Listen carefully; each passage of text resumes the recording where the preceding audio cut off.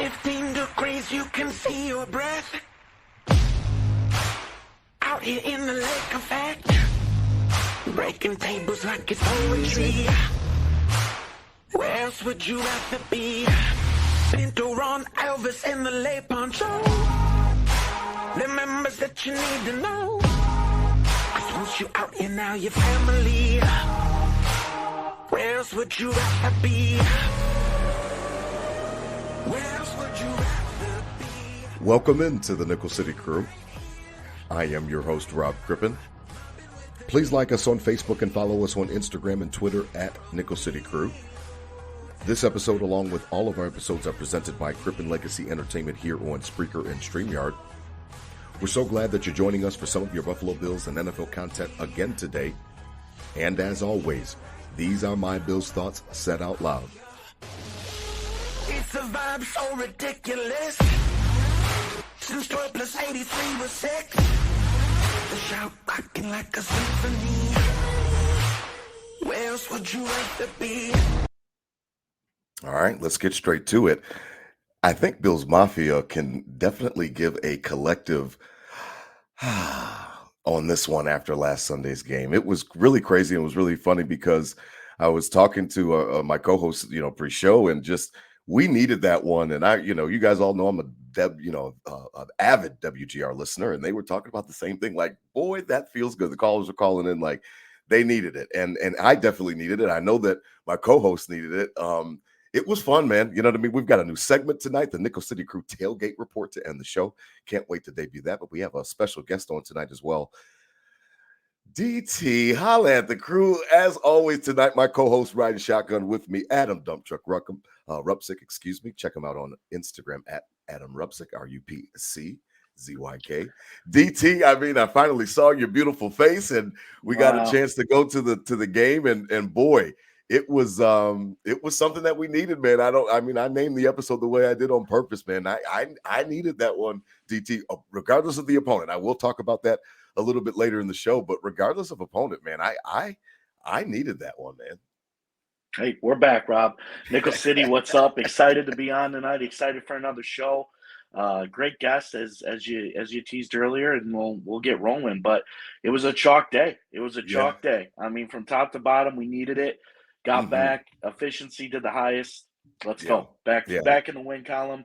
Let's dig in. It was a beautiful day. It was good to see it. Yeah, man. Click clack, we back, as DT always says. It's funny because we've been kind of on a roll here. Again, we simulcast on the BuffaloFAMBase Podcast Network with Nickel City Crew. So we podcast and simulcast on that network every week. And it was really interesting because we've kind of been on the roll here with the Buffalo Fan Base. We had our Fan Appreciation Week, DT, as you know, and that was a rousing success. Shout out to Del Reed, the Godfather, last week joining us to start the show to give his story of the Bills Mafia, how it all came to be, and we really enjoyed it. Got a lot of great reviews from that episode. Tonight, we're just going to keep with the same theme. I am really, really excited about our guest tonight because, I've been conversing with her on Twitter, and she's always liking, some of my tweets, and especially when it was Stefon Diggs time, DT, and you already know how easily offended I am when anybody wants to cross 1-4, and I really enjoyed conversing with her, and I just said, you know what? Come on the show. I would love to have you on. DT would love to have you on. Joining us tonight, the editor-in-chief over at BuffaloFAMBase Podcast Network, the beautiful, lovely Miss Robyn Mundy. You can check her out on Twitter, Robyn, ROBYN, Mundy, MUNDY, WYO. That sounds like it stands for Wyoming. Holla at the crew, Miss Mundy. What's going on, Mama Mundy? Holla at the crew. What's up? Whoa, I am just so excited to be here. I love your podcast. Thank you. I hope everybody's going to tune in and find out what you guys think about this. I have my title for this, Tale of Two Joshes. I like it. Yeah, I like it a lot. I like it a lot. That actually might usurp mine because it's interesting. He is kind of sometimes the tale of two Joshes. So I like the way your head is at on that one. Talk to the crew, Robyn. You and I have been conversing for a little while now. You're the editor-in-chief over at the BuffaloFAMBase Podcast Network. Right. Talk to me. How are you all the way out in Wyoming? Are you Buffalo born and raised? How did you become a Buffalo Bills fan, because I've really enjoyed, going back and forth with you on Twitter, and I had to have you on the show. So please tell the audience a little bit about yourself and how you're out there in beautiful Wyoming, where I know it's a beautiful state. It is a beautiful state. It's a beautiful place. But I was born and raised in Springville, New York area, down we called it the northern end of the Southern Tier. Yep. That part of the country. And I became a registered nurse. I'm old, first of all. Let me make this very, very clear to everyone here. At the crew, Nickel City covers everyone, baby. Never call you Gil. We're everybody. Equal opportunity. Yeah, I'm representing. In fact, that's what I want to say. I'm representing the elderly female contingent of Bills fans, and that's my demo, baby. I got you. So seriously, I became a nurse, and I worked at Roswell Park. For those of you that are in the Buffalo area, you know what a great place that is. Big oncology hospital. Absolutely. And I graduated from UB in 1982. And decided that, it was, for me, leaving Western New York was a painful decision, but I had to do it because I'm solar powered. Okay. And so like the lack of light and stuff was really like not good for me. Yeah. So I took off and I ran around the West for a few years and ended up in Sheridan, Wyoming area, right outside of Buffalo, Wyoming. Mind you, I lived the same number of miles from Buffalo, Wyoming that I did from Buffalo, New York growing up. So that's how I became out here. I became a Bills fan out here. I brought my Bills fan hood with me. Absolutely. And trust me when I tell you guys, I was the only Bills fan in the whole state of Wyoming. I bet. DT. Not a lot of pubs to go to watch the games on DT. Not too many Allen streets. Still Cowboys out there, Still Cowboys out there. Like the Wyoming Cowboys are everything. Cowboys. The University of Wyoming Cowboys are everything. In the pro arena, most fans were either Broncos fans, basically, a smattering of Vikings fans here and there mixed in, but no Bills fans. And all of a sudden, we had Josh Allen appear on the scene. Fireball. And we all know the rest of that story. But you can imagine how freaked out I was, you guys. It's like, in what reality in my life, I've spent half my life in Western New York, half my life in Wyoming, and I end up with my beloved football team having the quarterback, college quarterback, rescuing us from hell. And oh, by the way, before I forget, I do want to say that some of you will remember me from the pre-draft days when everybody was dogging on Josh Allen. Sure. Yeah. And I was the only one. I'm like, you guys don't break my heart. You know, he just needs a little footwork. Yeah. Because he had feet like a clown. Because he was nice. Yeah. He was so raw, but you could see when I would watch the games. I didn't get to see him in Laramie because I live 300 miles from Laramie, but I watched all his games from Wyoming, and I'm telling you, you could see this thing in him when he was there. You could see it. You could see it. And some of people didn't get to see what he was doing on the sidelines and, all the other stuff that was going on, but you could see that Josh Allen had something. Had something special. Yeah. And clearly Sean McDermott, saw something special as well. And he picked him up, so that's very interesting. And, thank you for sharing that with us and welcome to the crew tonight, because listen, it is the tale of two Joshes, and it is a sigh of relief to kind of see, because, last week's episode, DT, I got a lot of positive reviews from it, because we kept it real. We were authentic. We were on brand. I thought we were going to, like you said, have our first Nickel City crew fight. We didn't, quite, have it. And it was interesting because Josh was totally different on Sunday. And I remember being in the tailgate with you, DT, and we'll talk about it with the tailgate report at the end of the show. But I remember being like talking to a couple of boys like Seth Brown and those guys. I'm like, I don't know. Like today, you know what I mean? Like I'm just gonna wait because I don't have any predictions because the Jets game was so bad and it was so uncharacteristic in respects to the fact that, again, I thought we were over that. I thought we were over. I thought we were past Sugar High Josh. So DT, it was crazy because night and day. I mean, when we talk about, taking what the defense gives you, I mean, night and day, night and day.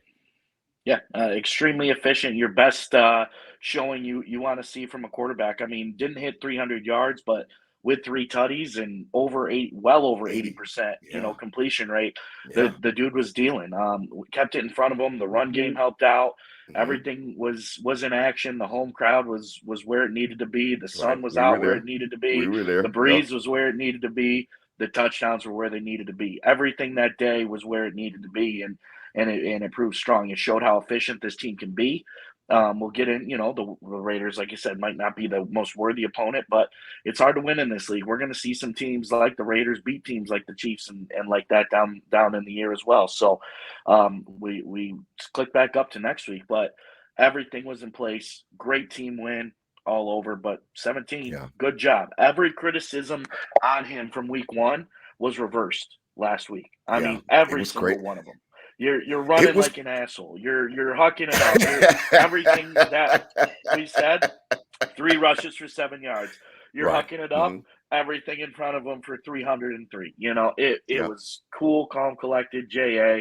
I don't know what it was, what he needed. Maybe that's exactly what he needed was to get punched in the mouth like that. So, I'm excited to hear what you guys have to think. But it was everything where it needed to be. Cool, calm. Nice, comfortable win. It's crazy, Robyn, because when I heard Josh post game, he had talked about how he loves, feeling like he did last week. And that kind of, freaked me out for a second. But I kind of knew what he was trying to say. And what he was trying to say was that the lows, when you are going through the dumps, you get a chance to do a little bit of self-reflection, to be completely honest. And we spoke about Dan Orlovsky, and he was talking about, grow up. And Josh said they didn't listen to any social media and stuff like that. He had no idea about the reaction.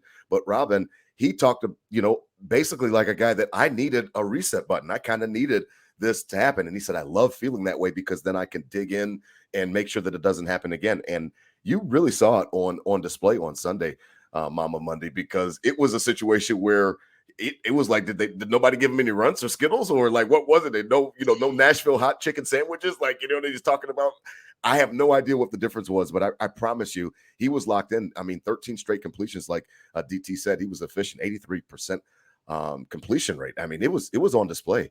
Mama Mundy, it was on display right off the bat. It was. Now, on that note, one of the things I needed to add to my resume is I also have been a psychotherapist in a previous lifetime. Okay. So I'm retired now, but I practiced for about 20 years. So you get to know people on a little different level. Absolutely. And it's interesting that you brought up what you did about picking up on Josh embracing his failure. I wrote about that. Oh, wow. On BuffaloFAMBase.com. I wrote about that very topic. Okay. And I wanted to get into that to some extent because Josh is a different dude on so many levels. And some of the things that he does, like, for example, this is just me, former shrink talking, but when he talks about, and he has said this on numerous occasions, that he always pukes before a game. Yes. He says he kind of needs it. I listened to his podcast with Jordan Palmer, and he said he kind of needs it. It's not that he's nervous, he says, anymore since his rookie year, but he feels like his body loosens up when he does it. It's a reset. Well, there's a physiologic basis for that.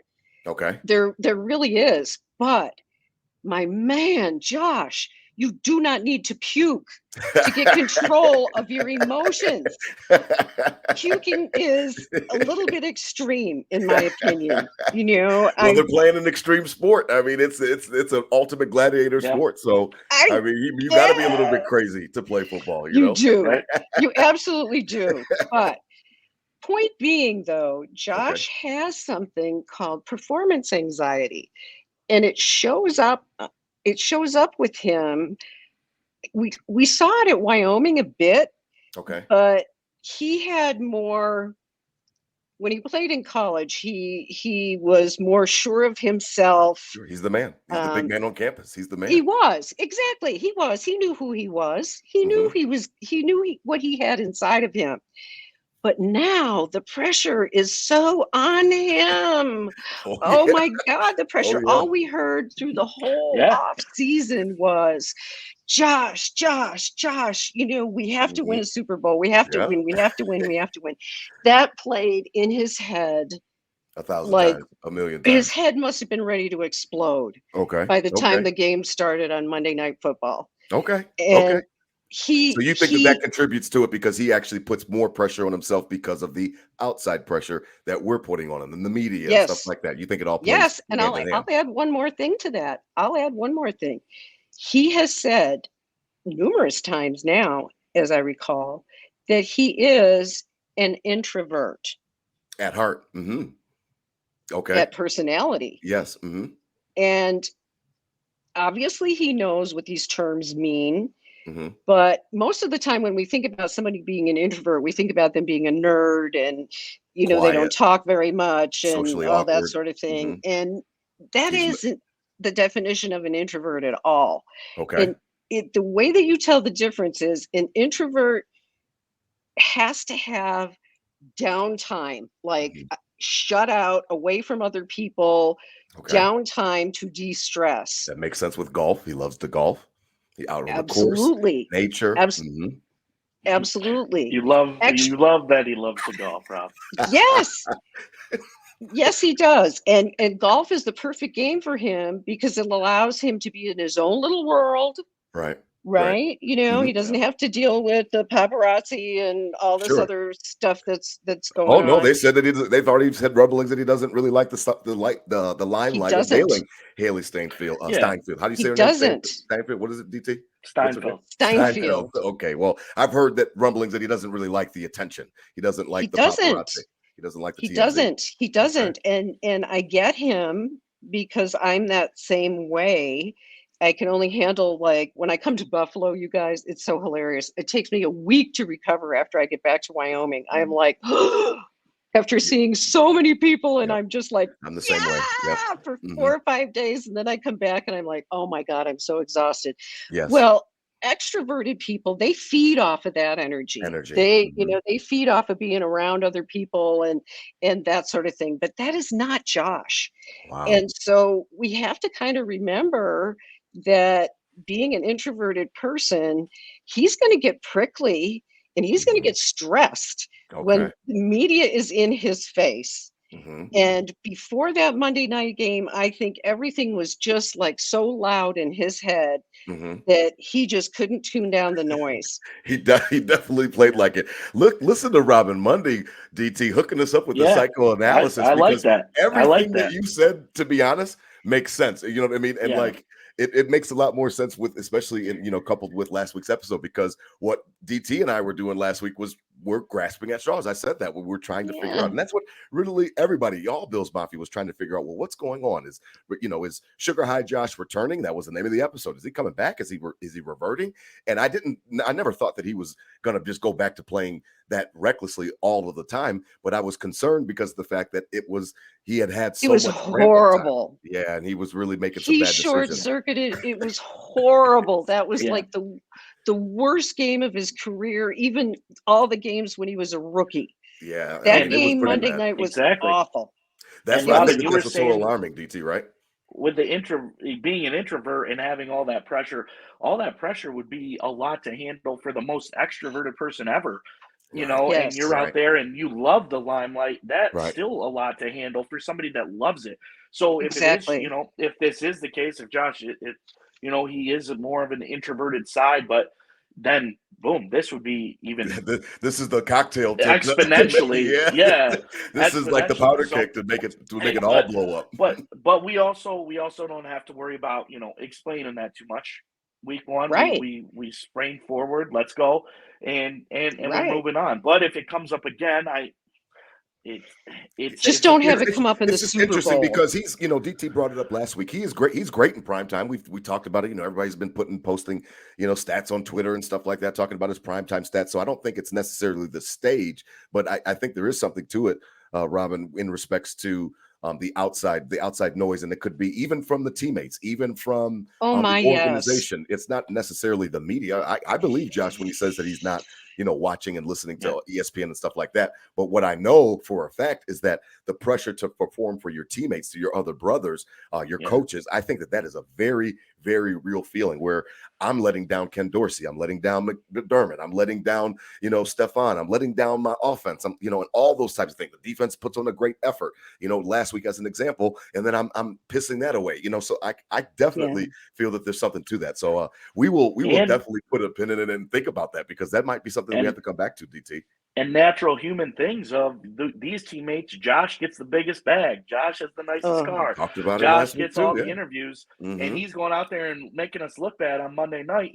That's also a thing. Like, these dudes, there's a natural jealousy in every human being, and this dude's getting everything and then going out and sucking in front of you. Like, there's a little bit of what the hell's going on as well. So many levels of letdown. Yeah, levels of things. So much pressure. Which is why it was so important for last week to happen. And, in that respect, and for us to see it, because I think that us seeing it as Bills Mafia, Nickel City Crew, all the fans, I think it gives us an opportunity to kind of, again, like the name of the episode, it just gives us a chance to just relax for a second. We've got a big matchup coming up, and we'll talk about that later in the show. But, I think that it's an opportunity to kind of take a breath for a second, and then obviously we'll head to the nation's capital. Now, as we wrap up on week 2, DT, Robyn, I mean, Josh spread the ball around, 9 different receivers touched the ball last week for a reception. It was really good to see.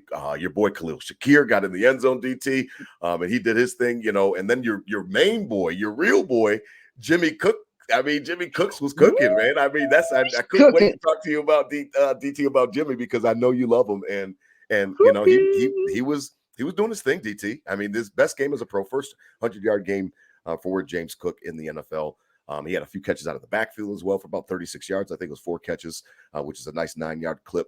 I mean, hey, DT, your boy, he showed up. It showed what his draft status might have been worth, because with Motor out of town, this was his show. And it was clear throughout training camp that this was going to be his show. Latavius and, Damian Harris, were going to, be supporting him. But this is his show, and we kind of needed to see a game like this, like you said. DT, I got a question for you. Yeah. What's up, Robyn? What was your favorite part of James Cook's game? Overall or Sunday? Yeah. Anything. Anything. Well, what was the best part of it? The best part of it was, I wanted him to be good just because he's got that swagger, and we need like a running back like him, I think, on our team, like a way of he can catch the ball. I loved him at Georgia, but what it really was, it was last year in the New England game, when Nyheim Hines ran back the 2 kick returns for touchdowns. After and I was sitting with shout out Big Ben from the tailgate, Big Ben Fennell. I was sitting with him and his wife down, and they're right on the end zone, like a couple rows up, right behind Elvis. Mm-hmm. Yeah. So you're field level, and I really saw him like eye level. I saw James Cook, and he was like, he just gave me that, like, he was a half step away from, like, he was there. He was in that hole. He was around that edge. Like, and I'm like, that's when my favorite part of his game was seeing the capabilities of what he can do. And I think he's just getting started. We're going to see a lot of good things from number 4 in his career, and a lot of good things this year too. I think he's only going to get more confident when teams are got a key on Josh. He has the open field, and he's going to take advantage of it. So really excited for 4. Really, he put it on display. I mean, Robyn, he put it on display on Sunday. I mean, he was beating those guys to the edges. I mean, he was, Chris Brown had said on the broadcast, I heard, the replays that, like, the Raiders are just underestimating his speed. I mean, he was getting to that edge. And it's funny because he's so shifty. So I like him. Let's credit the O-line though. Let's credit the O-line. We always talk about where it's won and lost, and I've been on the soapbox of saying it doesn't matter who's back at running back if you can't block and open up those holes. But I mean, there's a lot of factors that go in. 1-7's the biggest one, right? You got to protect him, so they push back the defense and things open up more on the line, whatnot. But I talked about this O-line is they're more of a road grader aspect. You know, they're not as finesse as they are mean, right? So get Right. Spencer Brown downhill. Get these dudes really throwing cats around and letting James Cook roll. And credit to them for opening up holes for these dudes, getting in the end zone on the goal line. That was huge. Put that push to get in the end zone on all those times and letting James Cook run wild. So love it. Yeah, I mean, this version of Spencer Brown, I mean, I'll put my hand up. He can stay. So if you're gonna play like this, you know, I mean, he's a mountain of a man. We all know it. He's huge. And if he's gonna play like this, then play like this all the time for sure. Because I know that they chipped out and helped out on Max Crosby, but he had a really great game. Probably one of his best as a Bill. Cybo DT again. I mean, he keeps showing up. He's impressing as a rookie. I think he only gave up one pressure on Sunday after handling cue ball. Quinnen Williams, last week in week 1. I mean, he might be a gem, Mama Mundy. He might be a gem because he seems to be. He's got a good anchor. He's nasty, like DT was talking about. He's not nice, and I kind of like that edge about him. 325 pounds of pure gem.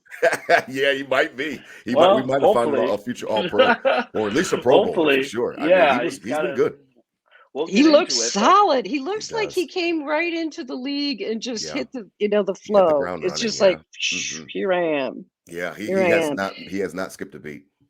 You know, the people that have listened to me talk on our podcast, Tea Time with Robyn, have heard me say this, and you probably remember from some of my tweets too that I have a special affinity for the hog mollies.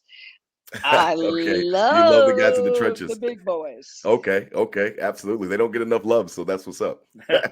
Oh yeah, they do not get enough love. They do not get enough love. And this O-line, you know, you were so right the way you put it in terms of Spencer Brown. Let's just take this version right here. Bottle it up. But the good thing is, though, seriously, though, he can build on that, right? Oh my gosh, yeah, that's as good as it'll go leaps and bounds for his confidence for sure. Because he heard the noise, and these guys sometimes act like they don't hear anything, but they hear the noise. And they've got family and friends that are talking to them and texting them, especially with this new age now.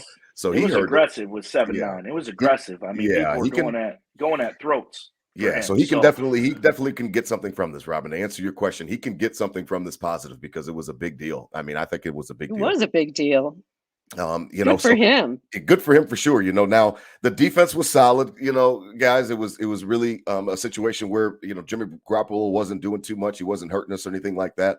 The Bills seemed to be in a situation where they were able to keep everything in front of them like they like to do. They weren't doing too many blitzes or anything like that. And then in addition to the fact that the defensive line, DT, I mean, you give Ed Oliver the bag. I love Ed Oliver. You give him that bag. We talked about it after he got that contract. Was it worth it? And what are we going to get from it? Because he had kind of been middle of the road. This might have been one of his best games, DT. He was constantly moving people back. He was constantly getting guys off the ball.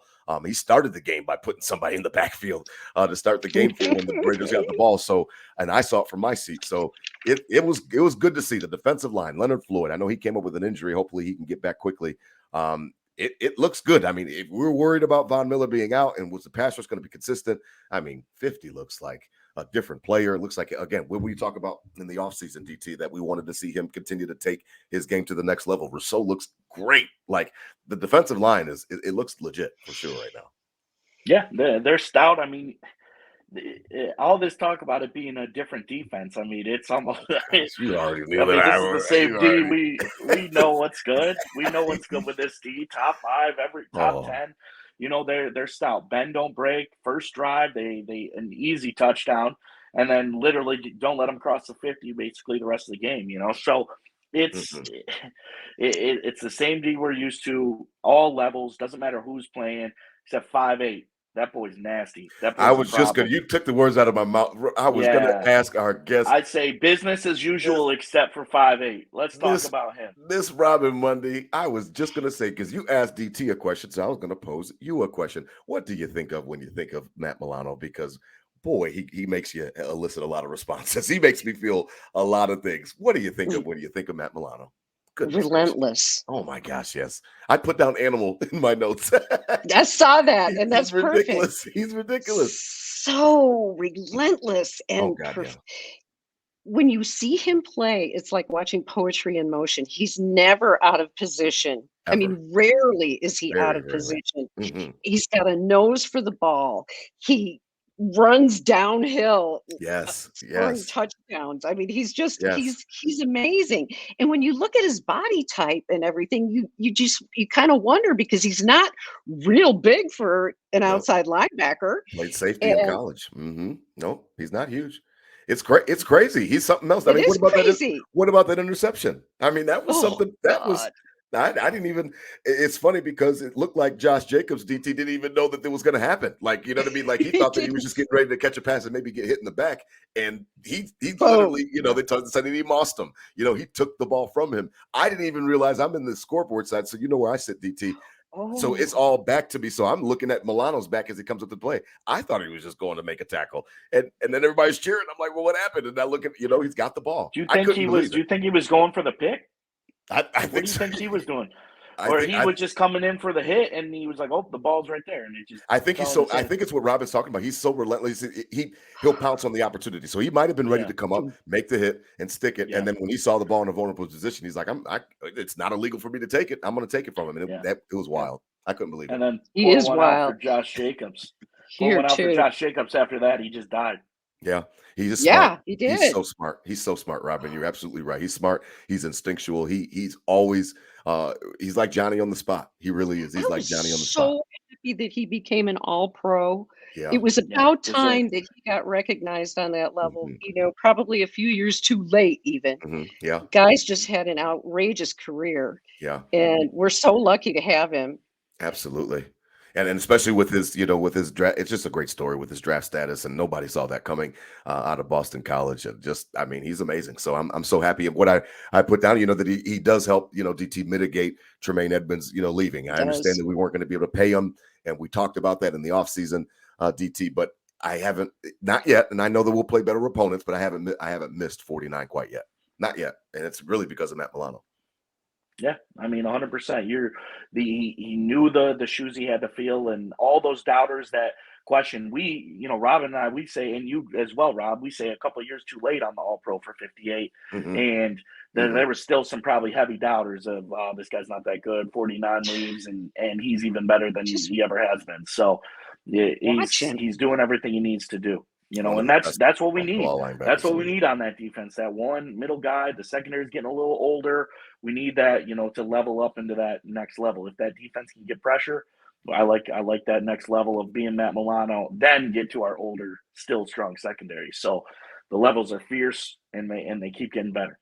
Yeah, it was good. 38-10 Bills all over the Las Vegas Raiders in the home opener, the holiday for all of Bills Mafia. What a great time it was. Again, we'll feature a new segment at the end of the show, the Nickel City Crew Tailgate Report, and we'll talk about all the fun stuff that happened on Sunday because it was a really cool day. Now, as we start to transition, we're going to the nation's capital. We're going to have to take this one with a grain of salt as much as we, enjoyed reveling in it. We're going to have to take it as a grain of salt.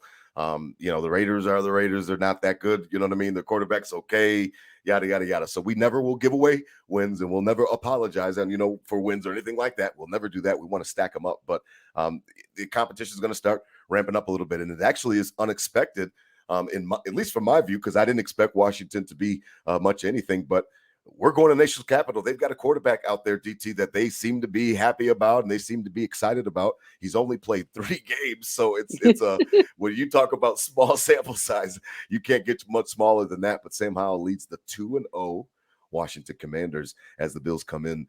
It's interesting, DT. What are your initial thoughts on it as you just kind of take a look at it, first glance? 1:00 Sunday, nation's capital. Bills and Commanders. They're excited about this kid. And I don't know much about him. He's only played 3 games. The super small sample size, but off to the first 2 games of the year, right up there with the rest of them at quarterback in the NFL. Him and Josh have almost identical yards. Yeah. He has way less interceptions than Josh.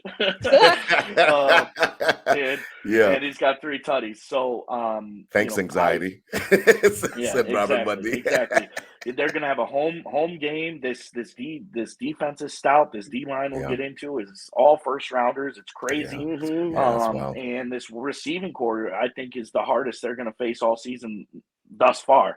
Yeah. I mean, the Jets with Garrett Wilson was great, but I mean, then we got Alan Lazard and Randall Cobb, and then you move to next week of next week is just Devontae Adams, and then boom, you got a crazy room with Samuel Dotson and Terry McLaurin, and their tight end Logan Thomas is pretty good too. So McLaurin, I forgot. Yeah, he's Scary like Terry. guy. That tutty last week was top 10s. That was nice. So, I mean, you're talking, and this team's 2-0. I mean, even if they're not good, they sure as hell think they're good right now.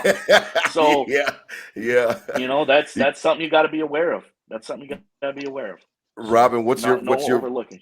What's your 30,000 foot view of this game as we start to approach the weekend? I mean, you know, DT's right. They're 2-0, and you know they do have 4 first rounders. You've got, you know, Payne and Allen and Young, and then Sweat. It's interesting. You know, they've got some guys, and I think that the level of competition is getting ready to start ramping up as we get ready closer for this Miami game, which is obviously will be the biggest game up to date. I mean, what do you think when you look at it, Robyn? Because it's not. I don't think it's going to be as easy as the Raiders. How about that? I'll say that. I don't think so either. And the Commanders, they have a pretty good head coach. I'm not a Rivera fan. I'm not a Rivera fan personally. What do you like about him? Only the way that he can motivate his team. Okay. I agree with you in some respects. It's taken him a while. I don't know what's happening in DC with the change in ownership and everything that's gone on there. But I like Rivera's ability to evaluate talent. Okay. I don't necessarily like the way that he worked with Cam Newton. Yeah. I think down here in Charlotte where I am. Yep. He wasn't. He was the man, and then until he wasn't, you know what I mean? Like, they were ready to get him out of town when he wasn't. You know, it's interesting. Yeah, he ran him into the ground a little bit. Yeah, they worked him to death. Yeah, they did. You know, they absolutely really did. They really did, and I don't know enough about Ron Rivera to know whether he took care of his players the way that Sean McDermott does. Okay, but McDermott and company, they're not going to put players out like they're trotting Joe Burrows out with the Bengals when he probably shouldn't be playing. Absolutely, he should not. You know, you're right. You're not right. just saying, but you're right. You know, it's one of those things. But at any rate, the thing that I respect about Rivera is that he usually does a pretty good job of getting his players motivated. How he does that, I'm not entirely sure because I don't know him that well. Like I know Sean McDermott. He's a former player, played on the '85 Bears, the Super Bowl Bears, best defense in history. Oh, so he's with Mike Singletary and those guys. So he's a player. He's a player's coach. He's a player coach. And Leslie Frazier, my guy. Yeah, he's a player's coach. He knows how to connect with the players for sure. You are absolutely right with that hunch. Well, but to your point, I think that really needs to be thought about is that this team has all first rounders on their defensive line. Yeah, it's pretty wild. if they're beneath the Jets, they're just one notch, like one small notch, in my opinion, beneath the Jets D line. Yep. And so we're going to get a real good taste in this game. Back to, can our offensive line hold enough? Give Josh enough time. Yep. We need to see efficient Josh. We need to see the Josh we saw last week, who's able to take let's do these little outs to James Cook. Oh, imagine how good they work out when you do them once in a while. Kincaid and everybody was getting involved. Exactly. And that's what Josh got away from in the first game. In the second game, he's distributing the ball. He's doing everything that he should be doing that way. He's going to really need to get the ball out fast. Yeah. Again, I think you're right.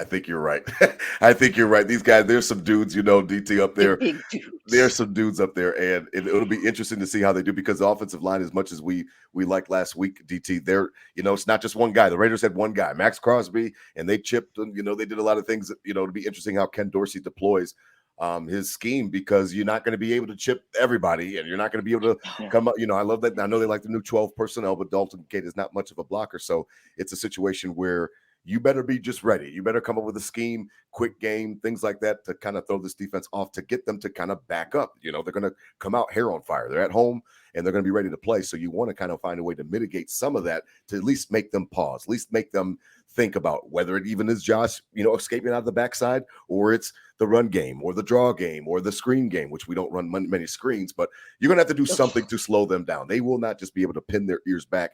If they're able to do that, then, it could be a long day, DT. It could be. I mean, I don't know. It could be, though. I think the overall, the flow of the game is going to go like this. They're going to come out and they're going to try to get after 1-7 quickly, obviously, with that big D line. They know they got the edge on our offensive line. So we have to kind of be, I'd say, 75%, not super conservative and take what they give you and all that. Give a little more foot on the gas when they're coming at you hard. Quick outs, get it rolling, and then burn them a few times so they have to start letting back. And then get into your more conservative game plan once they start pulling back. But you got to match their aggression, I think, in the early go, because they're going to be coming after you 1-7 hard. They know they got the edge there. Match the aggression and kind of go at them, try to burn them a few times. Then to force them back, then you can get into where you want to be. So I think you're going to see that a lot this year, but definitely on Sunday. Yeah, I like that. That's interesting. That's good a great game plan. Yeah, that's a good game plan. I like that. Yeah. Match their energy. It's almost match their energy in the beginning. They're going to come out juiced up. You match their energy. Make sure that you're ready to play. Make sure that you're ready to execute the game plan. I know that those guys, they go to work every single day. We always forget that these are people, so they're obviously down there each day at work and trying to figure out a game plan. And I know Ken Dorsey will be all over it. I've enjoyed, I enjoyed Josh Allen. I enjoyed the fact of his post-game presser. Sometimes I feel like he sulks after some bad performances, and his body language is just poor. We talked about that last week, DT. And I want to see that type of body language all of the time. Last week's body language all of the time. Win or loss, we've got to make sure that we're leading from the front. Leaders can't lead from the back. They've got to be up in the front and making sure that they're keeping everybody else composed, because sometimes the other teammates will match off your energy. So if you look like somebody just, ran over your dog, then, that might bring their energy down. And I think that really plays a part, especially in a locker room setting where you've got 53 guys, all different backgrounds, coaches and staff.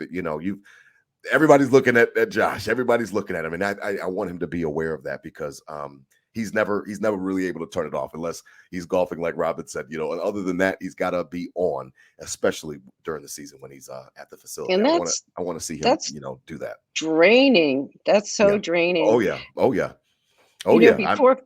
Before that game even started against the Jets, they show pictures of everybody when the Star Spangled Banner was being played, and they show a picture of Josh, and Stefan Diggs is right next to him, right? Trying to keep him calmed down or whatever. But I took one look at Josh, and I swear to God, I thought to myself, we're going to lose this game. Are you serious? I am serious. I said that to my husband. DT didn't like him from the beginning either, did you, DT? You didn't really like him from the beginning either, did you? Are you muted, DT? Are you muted? I didn't mute. Oh yeah, sorry. Okay. Yeah, same deal. I was just like, wait, I know I'm not crazy, but DT didn't like what you're talking about, Robyn. Had that mouth open look like the. I saw it. Yeah, it's interesting. I didn't pick up on it until after the first pick, and then when I saw him come back to the sideline, and he literally looked, it was the deer in the headlights. He was just like kind of just blank staring. I'm like, oh man, we could be in for a night, because if he's gonna act like this is not that's not the look I want to see. I want to see you. Yeah, I want to see you calm. Namaste. Namaste. I want to see you grab the iPad, head down, focus. You're looking. Yeah, when you look you don't up, need to be boo. I don't want to see that it seems like you're on another planet. So it'll be interesting. We have had so much fun tonight. Before we close up and wrap up our new segment, I just wanted to thank you again. Check her out, Robyn Mundy, ROBYNMUNDY, WYO for Wyoming, on Twitter. Check her out. She is our editor-in-chief at the Buffalo Fan Base Podcast Network, again, that we simulcast on weekly. It's been an honor to have you on. I am so happy that you carved time out of your schedule. We are not kicking you off right now, but I just wanted to make sure that we got that plug in there before we go to this last segment, because I enjoyed you, and I promise you I'm going to listen to this episode a bunch of times just to listen to your beginning part about introverts and all of that stuff, the psychoanalysis. That was interesting. I really didn't think about it, because you heard last week's episode, Robyn, so you know how I was. What did you think of it? Because I wanted to make sure that I was towing the line between being respectful and understanding that I'm not a fly on the wall. I don't follow him around, and we don't pretend to be. So I'm not going to pretend to know everything about him, but I just I wrote notes. I was worried about it. What did you think of last week's episode? Because we did get a lot of positive reception. I wrote notes. It was outstanding. Oh, it was outstanding, because you hit on exactly what was going on, which is the intangibles, right? Mm-hmm. You can't figure it out. It's not this, it's not that, it's not this. It's the intangibles. It's the mental part of the game. It's Marshawn Lynch's mentals. It's all about the mentals. I like that. And that's what Josh has to work on, his mentals. Yeah. And I think that once he gets to the point where he's in control of his mentals better, his emotions, then we can all relax a little bit more. Are we going to see Sugar High Josh again? I hope not. Well, probably, at some point, but just not in the Super Bowl. Yeah, sure. Yes. Sure. Right? Sure. Whatever you do, dude, you got to get it done and fixed before that takes place, because I'm going to be a nervous wreck if nobody else is. I'm going to be a nervous wreck that he's going to be off the rails with his mentals. We'll be right there with you. I have to thank you guys, because I have so enjoyed this. Yeah. And I just want to say thanks. And I'm hanging on for the tailgate report, because I want to know what I'm missing. Yes, you out there. It's funny, because as we wrap up tonight, we've got a new segment for Nickel City Crew. We want to make sure that we're more interactive, and we're going to be doing our lives again this season for the away games and things like that. But DT and I, we wanted to bring you guys just a little bit into our world and how it all works and how it all goes with us. And I think that this will be something that you guys enjoy. So this is the first edition of the Nickel City Crew Tailgate Report. I left, DT knows, I got up at the crack of dawn on Saturday, and I was out. I hit the road, DT, I was on the road by 5 a.m. I tried to hit it earlier. I just could not get my eyes to open.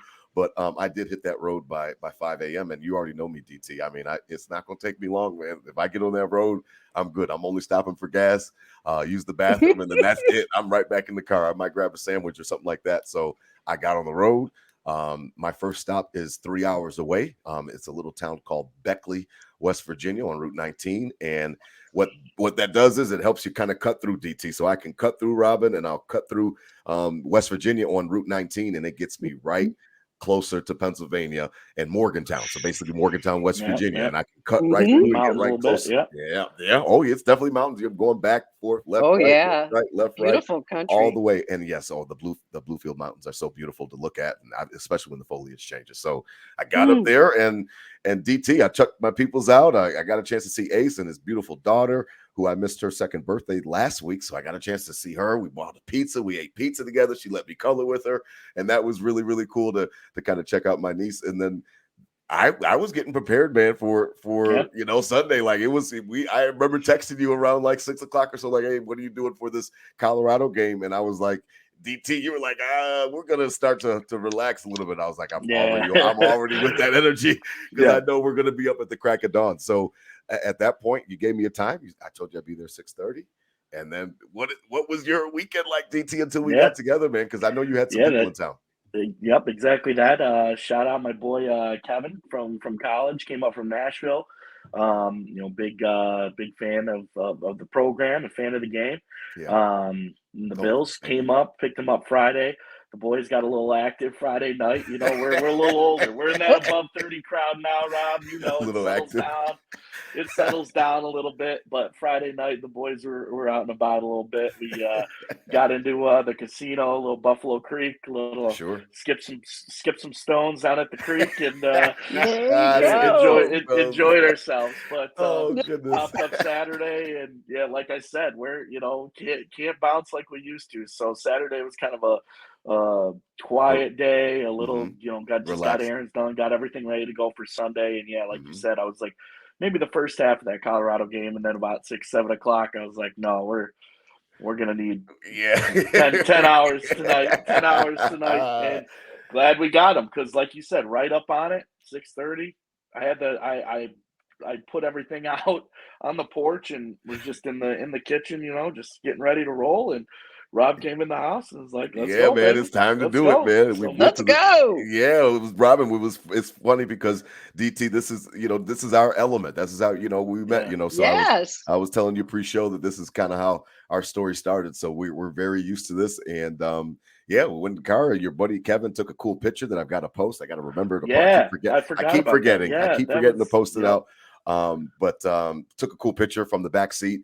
Robyn, of us, just driving to the stadium, and just Rob and DT, in the car, and it was really cool because it was a cool picture to look at, because that's literally our friendship is the Bills, and just kind of that connection. Got to the stadium, we're there early. There were not many people there, and we always make sure but that more way. than usual. Yeah, but it was yes, you could definitely tell that it was a holiday for sure, because there were more than usual. But we were there by 7 on the dot, and the festivities started. It was a nice day for sure. No, the weather looked wonderful. The weather was really good. It got hot when those clouds were gone. The sun was kissing you for a little bit. It was kissing me. So you did feel it, but it was really, really cool. I got a chance. I went with my old college sweetheart. I haven't seen her since 2004. Robyn. No, I have not seen her since 2004. And that's almost 20 years. It really, and I promise you, I went to go meet her when she was on Southwestern, and I mean, instantly it felt like Really? I mean, it was like we had never skipped a beat. So it was really, really cool to catch up with Natalie and get a chance to hang out for the game. It's funny because the Bills just mean so much, DT. You know what I mean? And the pageantry, like you always talk about it, like the pageantry. It's just in the air, man. Like it's just in the air, and you could see people throwing the footballs around, and we were doing the same thing, and the music's playing. Big Ben, shout out to him, holding down the 1s and 2s like he always does, and it was just a lot of fun. Like, I mean, it's just in the air, DT. It's something I don't even know how else I can explain it, but I promise you, Robyn, there's no place else I'd rather be until we win a Super Bowl. I don't think that I could turn it off in respects of wanting to go. I want to be at amazing. everyone. I want to be on the ride. And it's, and again, like I said, it's not like you don't just get out of the car and start ripping tops off beer cans. No. It's a legit, genuine, like good vibe, and that's how we came together, and that's the real. And you get out and you take it in, and the music is got a good playlist. Of shout out to Big Ben. You got Kenny with a great food coming out of the farm. Some great food coming out of the farm. With a bacon wrapped sausage with cream cheese. Ooh. He had bacon wrapped sausage, Robyn, with cream cheese. And then he had and I think there was something else in them. There was one more meat in them as well, because he had the toothpick. And boy, it was so jalapeno. Right, there was jalapenos in it too. And it was so good. It was so good. And I took a bite of that, and Kenny, I ate the first bite, and he's like, "Yeah, you better have another one." I missed the food. Yes, I do. It was good. It was so good. It's funny, and the bigger point for me personally is just the hospitality, the love of the Mafia. And that's what, you know what I mean? I sent out a text message Saturday. I'm driving up. What do you guys need me to bring? You want me to bring anything? I'll bring a sub tray, and everybody's contributing something. Everybody's bringing something. Everybody's doing their part. And I just love the hospitality. I love how we all love, Del Reed talked about it last week, the Mafia's family and that type of thing.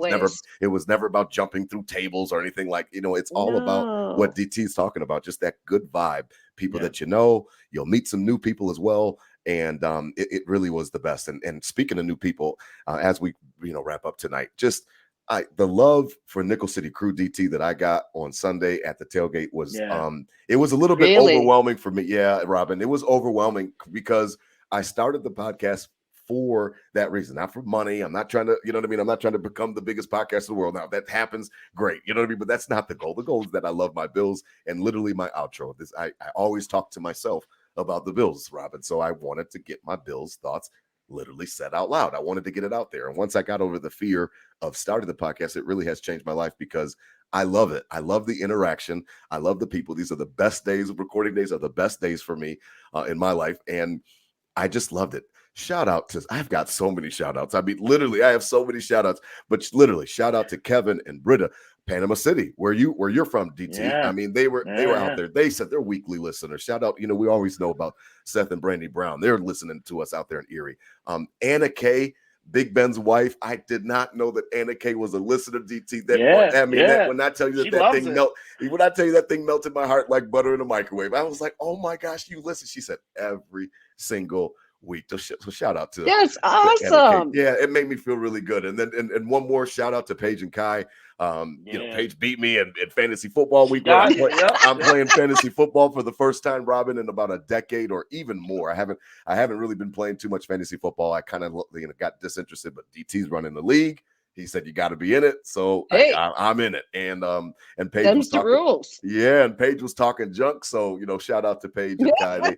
They were there, and she shout beat out me them. week 1. I mean, they were there in the Mafia, but they're diehard Vikings fans. Yeah, but they come and they support, with their Bills gear. And they listen to us every week and listen to us every week, Robyn, to get in on that, and they're not even Bills fans. So every week. Shout out to Paige. Big awesome. That's what I'm saying. Like it meant a lot. Like just to hear people let hey man, I listen to you every week. I listen to you and DT every week. It makes it not only worth it, but it makes it just so gratifying because that is why I do it. I do it so we can interact. So we promised Nickel City Crew, Bills Mafia, we will be getting back on our routine for the away games. We're going to come at you with a YouTube live. We're going to give you something on game days, something, whether it's pregame or postgame. I really like the post games, but they're just it's a dime a dozen. Everybody's got a post-game show. Everybody's got one right away. So we're going to figure out a cool way to interact with you guys when we're at home, at the tailgate, and then for the away games as well. So we're going to try to come up with something for Sunday. So you guys, please stay tuned. This has been an absolute blast. I really appreciate it. Salute to our editor-in-chief over at BuffaloFAMBase Podcast Network, the lovely Miss Robyn Mundy. Again, check her out, Robyn Mundy, WYO, at Twitter. Thank you, Robyn. Thank you for coming on and sharing your story and being with us. We appreciate it. I mean, anytime, you guys. I will come on anytime. You're Mama Mundy to me now. Anytime if I call anybody Mama, then that means that I'd have an affinity. I love them. So your name's switching for me. So we really do appreciate you taking time out of your day for sure. Thanks. It was great. It was awesome. I can't wait to meet you guys in person sometime. Let us know. DM me and let me know anytime that you're thinking about coming to Buffalo. If you're thinking about coming up for a game, we will 1,000% we'll make it work. We'll have to connect. DT, as we wrap up tonight, our theme host.